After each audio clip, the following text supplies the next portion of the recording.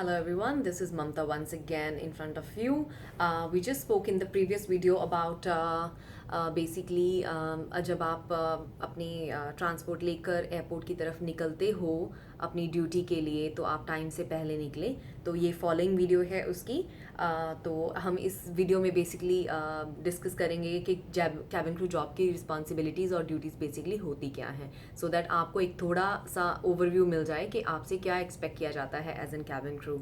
तो हम already in चीज़ों के ऊपर बात कर चुके हैं कि आप सिलेक्ट हो चुके हो, आपकी ट्रेनिंग हो चुकी है, आपको अगर कैबिन क्रू लाइसेंस मिल चुका है, आपका रोस्टर आपको मिला है, तो उसके बाद बेसिकली क्या क्या होता है तो हम उसके ऊपर बात करते हैं। तो जब आपकी मान लो ड्यूटी है, आपको एयरपोर्ट तक की ट्रांसपोर्ट प्रोवाइड की गई है, आप एयरपोर्ट पहुंचते हैं, सबसे पहले आप क्या एक्सपेक्ट करते हैं? आपकी एक ब्रीफिंग की जाती है। कई एयरलाइंस में ब्रीफिंग करने वालों को कैबिन मैनेजर बोलते हैं, किसी एयरलाइन में पर्सर बोलते हैं और कुछ एक एयरलाइंस में उनको सीनियर क्रू मेंबर बोला जाता है। तो ये डिपेंड करता है कि आप कौन सी एयरलाइन में काम कर रहे हैं, तो ये उनकी अपनी अपनी टर्मिनोलॉजी रहती है। तो मैं जब भी कैबिन मैनेजर वर्ड यूज़ करूँगी तो मैं ये उसका मकसद होगा ये कहना कि वो फ़्लाइट की मैनेजर है, क्योंकि हमारी एयरलाइन में हमारे जो सबसे सीनियर होते हैं फ़्लाइट में, जिनकी पोजीशन कैप्टन के बाद आती है, उनको कैबिन मैनेजर बोला जाता है। तो एक कैबिन मैनेजर आपका ब्रीफिंग रूम में वेट करते हैं, जहाँ पे जिस फ़्लाइट पे आप जा रहे हो उस फ़्लाइट के सारे कैबिन क्रू उस कमरे में इकट्ठे होते हैं। तो कैबिन मैनेजर क्या करेंगे? कैबिन मैनेजर अपने जो टीम मेंबर्स हैं उनके साथ आज डेट क्या है, फ़्लाइट नंबर क्या है, कौन सी डेस्टिनेशन पे आप जा रहे हो, पैसेंजर लोड कितना है, कितने लोगों ने स्पेशल मील ऑर्डर किए हैं, कितने लोगों ने व्हीलचेयर रिक्वेस्ट की है, अगर कोई मेडिकल केस वाला फॉर एग्जांपल कोई स्ट्रेचर पे है, कोई हॉस्पिटल की किसी की कोई सर्टिफिकेट इशू हुआ पैसेंजर है, या कोई बहुत सीरियस कंडीशन में अगर आपकी फ़्लाइट पे जा रहा है, तो ये सब चीज़ें बेसिकली कैबिन मैनेजर्स जो होते हैं वो ये सारी डिटेल्स आपके साथ ब्रीफिंग में शेयर करते हैं। उसी वक्त ही आपको मौका भी दिया जाता है अपने आप को इंट्रोड्यूस करने का। तो एक कैबिन मैनेजर ब्रीफिंग में आके सबसे पहले कहता है या कहती है कि hello everyone, good morning, my name is Mamta and I am the cabin manager of the flight and we are today going to so and so, today date is so and so and this is the passenger, this is the number of passengers we're gonna have on the flight today and this and this and this. So then उसके बाद cabin manager आपको opportunity देती है अपने आप को introduce करने की और जो लैंग्वेज आप बोलते हैं। अब आप इस बात को पूछोगे कि लैंग्वेज क्यों? लैंग्वेज इसलिए कि एटलीस्ट अगर आप इंडिया में हो तो उसमें भी आपकी मल्टीपल लैंग्वेजेस हो सकती हैं। जैसे इंडिया में भी अगर आपको अगर आपने बाकी स्टेट्स के बारे में सुना है तो सब स्टेट्स की अपनी एक अलग लैंग्वेज है। तो लैंग्वेजेस होने का मतलब ये है कि अगर आपके पास किसी भी तरह के पैसेंजर्स हैं, अगर वो हिंदी अच्छे से नहीं बोलते तो पंजाबी बोलते हैं, तो आपके पास अगर पंजाबी स्पीकिंग क्रू है तो आपको हेल्प हो जाएगी। तो इन सब चीज़ों को मद्देनज़र रखते हुए बेसिकली आप अपना नाम लेते हो, आप कहाँ से हो आप बताते हो और आप अपनी लैंग्वेजेस को शेयर करते हो। ये सब ब्रीफिंग में होता है। ब्रीफिंग का टाइम हर एयरलाइन पे ऊपर डिपेंड करता है, कभी किसी की ब्रीफिंग का टाइम 10 मिनट या 15 मिनट होता है। डिपार्चर से आपका रिपोर्टिंग टाइम लगभग मेरे ख्याल से 2 घंटे पहले, अगर फ़्लाइट का डिपार्चर टाइम 10 बजे है तो 8 बजे आपको ब्रीफिंग में होना चाहिए। ये मैं आपको टाइमिंग्स जो है अप्रॉक्सीमेटली बता रही हूँ, लेकिन हर एयरलाइन के अपने टाइमिंग्स होते हैं। मैं आपको सिर्फ एक आइडिया देना चाहती हूँ कि टेक ऑफ टाइम से पहले एक कैबिन क्रू की ड्यूटी कितने घंटे पहले शुरू हो जाती है।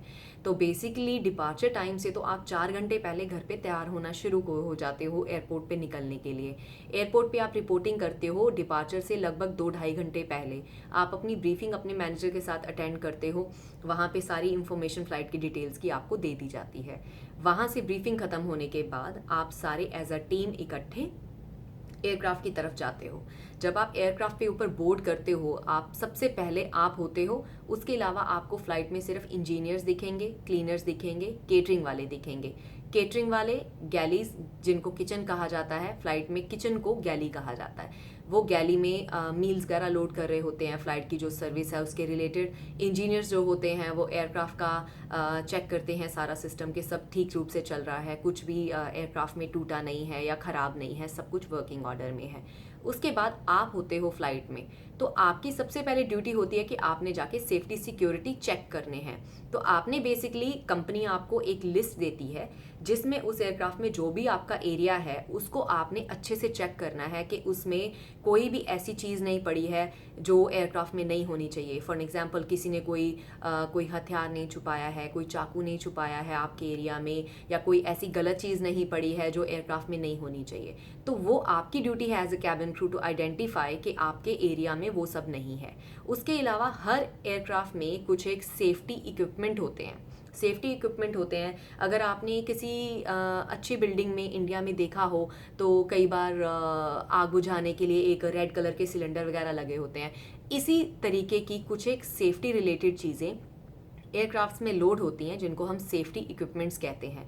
वो सारे इक्विपमेंट्स फ्लाइट्स में पड़े होते हैं, तो वो अपने अपने एरिया में आपके पास कितने होने चाहिए उसकी एक लिस्ट कंपनी आपको प्रोवाइड करती है। तो आपने अपने एरिया में जाके वो चेक करना है कि आपका एरिया सेफ है, उसमें कोई गलत चीज़ नहीं पड़ी है, और जो इक्विपमेंट आपके होने चाहिए वो सब आपके पास है। जब ये एरियाज वगैरह आप चेक करते हो तो अगेन आपकी कैबिन मैनेजर आपसे वो चेक्स फ़ोन के ऊपर रिसीव करने के बाद बोर्डिंग क्लियरेंस दी जाती है। बोर्डिंग क्लियरेंस हम बोलते हैं जब हम बोर्डिंग शुरू करते हैं। बोर्डिंग शुरू करना मतलब पैसेंजर्स को फ्लाइट में आने की परमिशन देना। तो एक पेपर साइन करते हैं कैबिन मैनेजर और कैप्टन और बोर्डिंग क्लियरेंस दे दी जाती है। बोर्डिंग क्लियरेंस में आप पैसेंजर्स की असिस्टेंस करते हैं, उनको उनकी सीटों पे बिठाते हैं, उनको आप सीट बेल्ट बांधने के लिए अपने अपने एरिया में सुजेस्ट करते हैं, उनके बैगेज स्टोर करने में उनकी मदद करते हैं। जब सब पैसेंजर फ्लाइट पे आ जाते हैं उसके बाद कैबिन मैनेजर डोर को बंद कर देते हैं। तो ये कुछ एक ड्यूटीज़ हैं आपकी फ्लाइट के ऊपर जाने के बाद इमीडिएटली जो आपको परफॉर्म करनी पड़ती हैं। So thank you very much once again. अभी इसके बाद मैं इससे अगली वीडियो में आपको बताऊंगी कि इस प्रोसेस के बाद बेसिकली बोर्डिंग के बाद आगे और क्या होता है। So keep following and keep listening to me. And अगर आपके पास कोई भी फीडबैक हो और कोई भी क्वेश्चन आपके मन में आता है जिसका आप आंसर चाहते हैं तो please stay in touch, keep following, subscribe my video and share with your friends. आज आप किसी की हेल्प करेंगे तो भगवान आपकी कल को आपकी भी हेल्प करेगा। So always help people around you. ये सिर्फ वीडियोस को अपने तक ना रखें, अपने फ्रेंड्स के साथ ज़रूर शेयर करें। जो भी कभी कोई लाइफ में कैबिन क्रू बनने का सपना देखता है उसके साथ ये वीडियोस आप ज़रूर शेयर करें। Thank you very much and have a nice day and I wish you good luck, all the very best. May God help you to become one of the best cabin crew in the world. Thank you. Take care.